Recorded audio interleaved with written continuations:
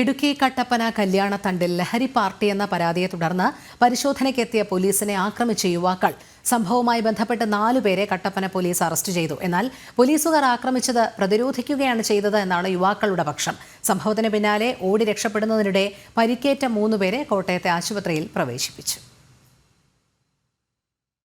കല്യാണത്തണ്ട് ഏകശിപ്പടി മേഖലയിൽ ലഹരി സംഘം പിടിമുറുക്കുന്നതായി പോലീസിന് പരാതി ലഭിച്ചിരുന്നു. ഇതിന്റെ അടിസ്ഥാനത്തിലാണ് പരിശോധനയ്ക്കായി പോലീസ് സംഘം കല്യാണത്തണ്ടിലെത്തിയത്. പരിശോധനയിൽ 7 അംഗ സംഘത്തെ പോലീസ് കണ്ടെത്തി.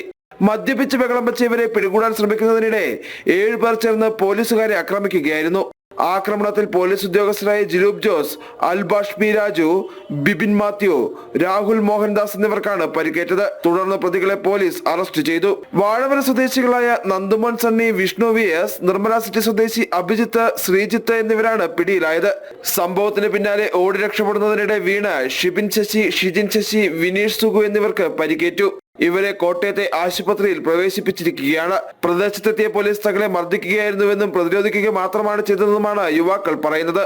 ഔദ്യോഗിക കൃത്യനിർവഹണം തടസ്സപ്പെടുത്തിയതിനും പോലീസുകാരെ ആക്രമിച്ച് പരിക്കേൽപ്പിച്ചതുമടക്കമുള്ള വകുപ്പുകൾ ചുമത്തിയാണ് ഇവർക്കെതിരെ കേസ് രജിസ്റ്റർ ചെയ്തിട്ടുള്ളത്. ആശുപത്രിയിൽ കഴിയുന്നവരുടെ അറസ്റ്റും പോലീസ് രേഖപ്പെടുത്തും. ജനം, ഇടുക്കി.